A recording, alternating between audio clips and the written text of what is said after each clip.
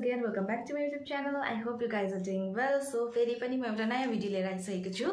As usually यो video चाहिँ skin केयरहरुमा हैन, म चाहिँ आज अनबक्सिङ भिडियो लिएर आएको छु जुन चाहिँ तपाईहरुलाई अलरेडी आइडिया भइसकेको थियो होला थम्बनेल हेरेर नै. सो तपाईलाई थम्बनेल हेरेर पनि प्रोडक्ट के हो त अलरेडी थाहा भइसकेको थियो अनबक्सिङ गर्नुभन्दा अगाडि नै. सो यो प्रोडक्ट्सहरुको चाहिँ म सबै लिंक डिटेल्सहरु सबै डिस्क्रिप्सनमा प्रोवाइड गरिदिन्छु. तपाईले description then check गर्नु चाहिँ नभुल्नुस् to check out. So let's start unboxing without wasting any time. मलाई पनि हेर्नु हतार भइसक्यो किनभने म पनि अनबक्सिङ गरेको भिडियो बनाउँछु भनेर आफै पनि खोलेको छु नि. मैले यो प्रोडक्ट्सहरु हिजो नै रिसिभ गरिसकेको बट मैले अनबक्सिङ गरेको छुइनँ. प्रोडक्ट चाहिँ हो यो दुईटा. I'll show you guys. यो चाहिँ मैले मिशोबाट मगाएको किनभने obviously we all know Misho is the best option for budget friendly products. Especially for broke people like me. Misho is a savior. For broke people like me. किनभने यो चाहिँ मैले बहुत खोजेँ अफलाइन पनि. मलाई चाहिँ यो मेरो स्टुडियोको लागि चाहिरहेको थियो. कतै खोजे अफलाइन मैले कहीँ पाइनँ. अनफर्चुनेटली कति खोजेँ अफलाइन दोकानहरुमा. मलाई चाहिँ यो फर चाहिएको थियो. हेरौँ फर्स्ट त कस्तो छ.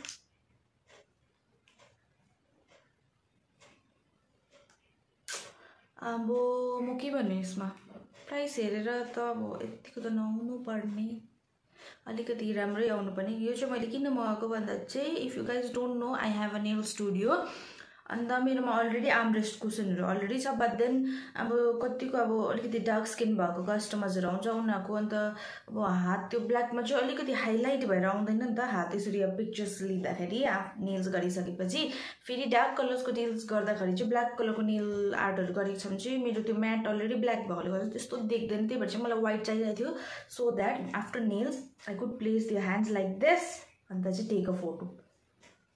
I'm a nail artist, so if you guys are looking for nail extension at affordable price, do contact me. यो चाहिँ यस्तो रहेछ राउन्ड शेपमा छ. यो चाहिँ अब के भन्नु यसलाई म below average product I would say. यो चाहिँ यतिको चाहिँ एक्सपेक्ट गरेको थिइनँ. बट देन मलाई यो फोटोजको लागि मात्रै हो, अब फोटो क्लिक गर्नुको लागि मात्रै त हो. त्यही भएर इट्स ओके. यसको चाहिँ मलाई कति परेको थियो भन्दाखेरि यसको प्राइस त थियो 149 त्यस्तै कति थियो. मेरो चाहिँ कोइनहरु अलरेडी कलेक्ट भएको थियो त मैले कोइन युज गरेर चाहिँ 130 रुपैयाँ. So this is the for. Let's unbox another one. I hope यो सेकेन्ड प्रोडक्टले चाहिँ मलाई डिसअपोइन्ट गर्दैन होला किनभने यो चाहिँ अलिकति मलाई महँगो पनि परेको छ.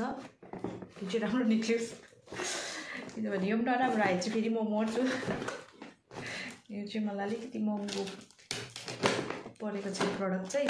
यो पनि मलाई एकदमै चाहिएको प्रोडक्ट. यो प्रोडक्ट पनि मैले अफलाइन बहुत खोजे पाइनँ. अफलाइन यहाँतिर युजुअली यो खालको प्रोडक्टहरु पाउँदैन नि त. अनलाइनै कतिवटा चाहिँ अनलाइनै हेर्नुपर्ने हुन्छ. कतिवटा चाहिँ अब अफलाइन हेरेको चाहिँ म चाहिँ अफलाइनै जति सक्दो फाल्टै किन्नु मन थियो किनभने अफलाइनमा चाहिँ अब यस्तो चिजहरु किनेको चाहिँ अफलाइनै राम्रो नि त किनभने वारेन्टीहरु हुन्छ. बट देन मैले कहीँ मैले भनेको जस्तो अफलाइन पाइनँ. यो चाहिँ हो LED टेबल ल्याम्प स्टडी उयो जे भन्दा पनि हुन्छ. Study lamp table lamp. म चाहिँ यो उयसको लागि चाहिएको थियो मलाई अगेन मेरो स्टुडियोको लागि चाहिएको थियो नेल एक्सटेन्सनको लागि किनभने प्रपर लाइटिङमा खिचेको चाहिँ फोटो मज्जाको आउँछ नि त. मेरोमा अहिले भएको चाहिँ रिङ लाइट छ त्यो चाहिँ पुरानो भइसकेको छ. त्यही भएर मलाई एउटा लाइट चाहिएको थियो. अपग्रेड पनि गर्नुपर्ने भइरहेको थियो. चाहि नै रहेको थियो र मैले लाइट मगाएको थिएँ. मैले अनलाइन कति खोजेँ अफलाइन कति खोजेँ कहीँ पाइनँ. मैले भनेको जस्तो पाइनँ. म चाहिँ चार्जेबलमै खोजेको थिएँ नि त किनभने अब कोही बेला लाइटहरु जाँदा पनि मलाई काम लाग्छ भनेर. अन्त मैले अफलाइन चाहिँ कहीँ पाइनँ. कति सोधेँ मैले सबै शपहरुतिर मैले कहीँ पाइनँ. त्यही भएर चाहिँ last option is online. Let's see अब कस्तो रहेछ भनेर. Look wise that is good. अब लुक वाइज त राम्रो रहेछ. यो चाहिँ एडजस्टेबल हो. सी मलाई चाहिँ यस्तै चाहिएको नि त किनभने यसरी फर राखेर त्यसमा ह्यान्ड प्लेस गरेर चाहिँ यो खिच्नुपर्छ नि त्यसरी. त्यही भएर मलाई एडजस्टेबल नै चाहिएको थियो. Look wise that is good. यहाँनिर यहाँनिर सेन्सर छ नि त्यही. यसमा 3टा मोड छ लाइटको.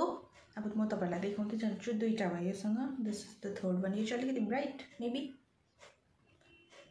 यो पनि चेक गर्नुपर्छ because यसको चाहिँ 3 लाइट मोड रहेछ नि त अन्त यहाँ रहेछ यसको चार्जिङ पोइन्ट यो चाहिँ प्लास्टिक मटेरियल रहेछ बेसिकली प्लास्टिक मटेरियल रहेछ अन्तखेरि यसको अलिकति वेट पनि लाइट नै रहेछ यो चाहिँ मलाई परेको थियो यसको प्राइस थियो 400 बट अगेन मैले कोइन युज गरेर 370 80 त्यस्तै कति पर्यो म जति सक्दो यो प्रडक्टहरुको लिंक प्रोभाइड गरिदिन्छु डिस्क्रिप्सनमा you can check this out मलाई चाहिँ खासमा अर्को मन परेको थियो बट देन 1 महिना भइसक्यो मैले कार्टमा हालेको आउट अफ स्टक जहिले पनि आउट अफ स्टक जहिले हेरि आउट अफ स्टकमा हुँदा मलाई नोटिफाई गर्नु भने इभन मैले नोटिफाई मीमा पनि क्लिक गरेको थिएँ त्यो चाहिँ राम्रो भएर होला मेबी किनभने त्यो चाहिँ अलरेडी मेरो बहिनीकोमा छ र चाहिँ मैले त्यही मगाऊँ भनेर सोचेको थिएँ किनभने त्यसको चाहिँ मलाई थाहा छ नि त त्यो कस्तो चल्छ कति लामो थाम्छ भन्ने कुरा थाहा थियो र चाहिँ मैले त्यही गरेको थिएँ त्यो अब आउट अफ स्टक भएर मलाई पनि चाहिरहेको थियो चाहिँ मैले यो मगाएँ यो लुक वाइज पनि राम्रै रहेछ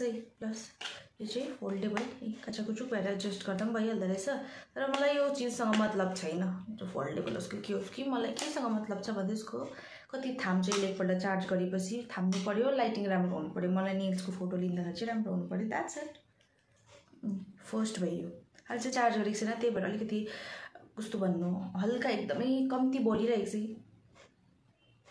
फर्स्ट सेकेन्ड थर्ड अब डिफरेन्स देख्नुभयो होला अनुहारमा पाएर चाहिँ डिफरेन्स देख्नुहुन्छ यो फर्स्ट वाइट रहेछ यो भयो फर्स्ट सेकेन्ड अलिकति वार्म येल्लो काइन्ड अफ अलिकति वार्म उयसमा रहेछ सेकेन्ड चाहिँ एन्ड थर्ड यो पनि वाइट फर्स्ट रहेछ वाइट सेकेन्ड रहेछ अलिकति वार्म टोनमा र थर्ड चाहिँ रहेछ मिक्स वाइट र वार्मको दुईटा कलर मिक्स अब यो यहाँ क्यामेरामा त भिडियोमा त भिजिबल हुँदैन बट देन यहाँ चाहिँ येल्लो र वाइट रहेछ दुईटै उयो मिक्स रहेछ लास्टको यसमा चाहिँ यो चाहिँ अलिकति सबसे चखिलो मोड होला आई गेस किनभने फर्स्टको त अलिकति हल्कै हो जस्तो लाग्यो okay guys so that was it अब के भन्नु दिस वाज बिलो एभरेज अब this is I would say average product and average product अब यसलाई पनि म एकदमै एक्सलेन्ट त भनिहाल्दिनँ किनभने यसको युज गरेपछि मात्र थाहा हुन्छ यसले कति थाम्छ के थाम्छ भनेर अहिलेको लागि चाहिँ it is average look wise